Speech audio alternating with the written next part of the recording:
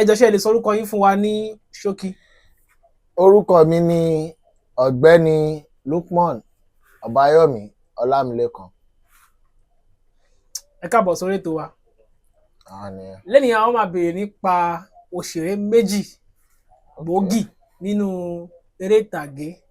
A fẹ́ béèrè pé nínú àwọn òṣèré méjì yìí, èwo ni ẹ̀yin fẹ́ràn jù, èwo lẹ tó wá rò pé ó dáa jù láàárín Odunlade Adekola àti Ibrahim Chatta? Ọ̀rọ̀ ńlá lẹ béèrè o. Láàárín ọ̀gá Odunlade Adekola àti Mr. Ibrahim Chatta. Number one, fáǹsì Odunlade Adekola ni mí. Okay. Tí mo dẹ̀ nífẹ̀ẹ́ sí Ibrahim Chatta náà púpọ̀. Àmọ́ Mr. Odunlade Adekola gangan ni mo yọ̀ láàyò láti máa wo eré ìtàgé wọn dáadáa. Torí kò lè sí kéèyàn máa ní ẹnìkan téèyàn máa nífẹ̀ẹ́ jù àbí. Bẹ́ẹ̀ni, ká bẹ̀rẹ̀ báyìí nípa Sàámú Alájọ tí wọ́n ń ṣe episode by episode. Báyìí ó yẹ kí ó ti wà ní episode 237 or 39, I think so. Torí kò sí tó bá yẹn ń drop ẹ̀, èmi máa ń wò. Ipò ẹ̀yin current gan nìyẹn. Mo máa ń wo Sàámú Alájọ wọn gan. Number one fans ni. Tó dẹ̀ máa ń fún mi ní ayọ̀ mi máa ń kún tí bá wò gan. Mo nífẹ̀ẹ́ sí ọ̀gá Odunlade púpọ̀. So ṣé ẹ lè ṣe díẹ̀ nínú bí Odunlade ṣe máa ń ṣe kẹ́ fún wa ní ọwọ́ yẹn díẹ̀? Ó yẹ yín káwọn tí wà ń lé kán fìlẹ̀ kán mọ̀ pé number one fans ní tòótọ́. Màá gbìyànjú.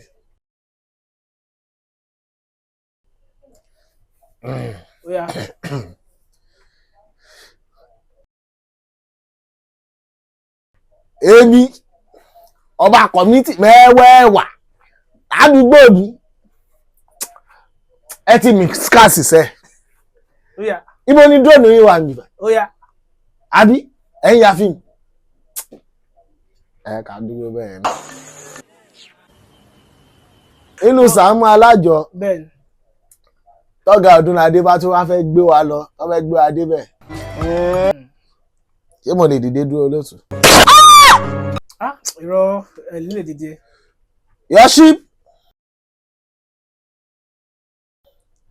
Yọ̀ṣí bí wọ́n sí bí báyìí.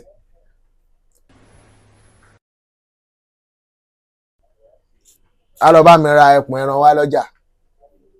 Kó bọ́ dáadáa kó rọ̀ pẹ́lẹ́bẹ́ kò lójú abẹ́. Àgbà ó ti wà nínú ilé yìí, ọkùnrin méjì ò wá ẹ wá rí. Èyí tó jàjà wá ẹ wá lọ́jọ́ kan báyìí nítorí ò lójú abẹ́ lóye fẹ́lẹ̀.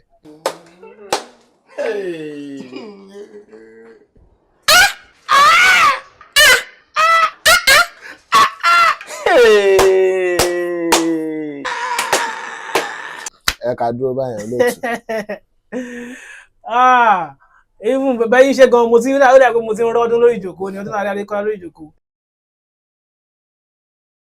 Ayé ń ṣe ọ́. So ṣé lè ṣe díẹ̀ fún wa nínú Ibrahim Chatta? Torí mo rí pé mo gbọ́ tẹ̀ ń sọ lẹ́ẹ̀kan pé ẹ nífẹ̀ẹ́ Ibrahim Chatta náà, ẹ nífẹ̀ẹ́ Odunlade Adekola. So ẹ tẹ́ bá lè ṣe díẹ̀ fún wa, ṣé lè ṣe díẹ̀ fún wa nípa nínú títí Ibrahim Chatta?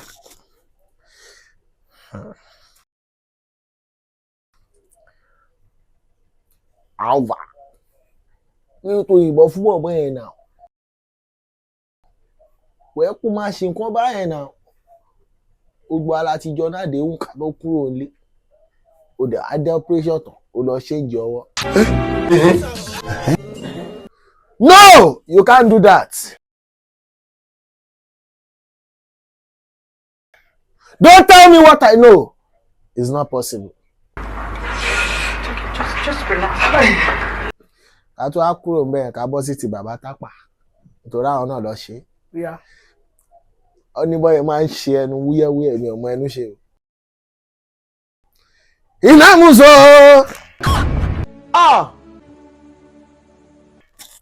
Iná múlẹ̀gì mórí. Anagẹ̀rẹ̀ mi gángan so. èmi ò mọ wọ́n yẹn ṣe nǹkan tí mo mọ̀ ń pa wọn. nice one nice one nice one nice one nice one ẹ ti gbé mi débẹ̀. Mr. Lukman Ọbáyọ̀mí Ọlámilékan. Ọbáyọ̀mí Ọlámilékan ok mo láìkì nǹkan tẹ́ fún wa lórí ètò yìí lénìí a tún máa kàn sí yín tá a bá tún nídìí yín lórí ètò yìí ẹ ṣé gidi gan ẹ dárúkọ orúkọ yín fún wa lẹ́ẹ̀kan sí. Orúkọ mi ni ọ̀gbẹ́ni Lukman Ọbáyọ̀mí Ọlámilékan. Number 1 fan sí Odunlade FCC. Bẹ́ẹ̀ni number 1 fans Mr. Odunlade Adekola OAFPTV to the world. Message olóyè sọ fún Odunlade Adekola. Firstly mo fẹ́ kí wọ́n fún ti dádì wọn tó ṣẹ̀ ṣàìsí pé iwájú tí bàbá dojú kọ Ọlọ́run á jẹ́ kó dáa. Àmín. Ẹ̀yìn tó dẹ̀ fi sílẹ̀ fún wọn náà kò ní bàjẹ́. Àmín. Gbogbo àwọn ọmọ tó dẹ̀ filẹ̀ náà wọ́n ti ń jẹ́ ìdùnnú àwọn ọmọ aráyé ọ̀ní jẹ́ àríbánújẹ́ fún wọn. Àmín àmín. Iléeṣẹ́ OAFPTV náà kò dẹ̀ ní bàjẹ́ kò ní wọmi. Àmín o. Gbogbo àwọn ọmọ tó dẹ̀ ń kọ́ṣẹ́ náà wọ́n á ṣe àṣeyege ní abẹ́ wọn lágbára Ọlọ́run. Àmín. Ọlọ́run á dúró tì wọ́n àtàwọn ẹbí wọn. Àmín.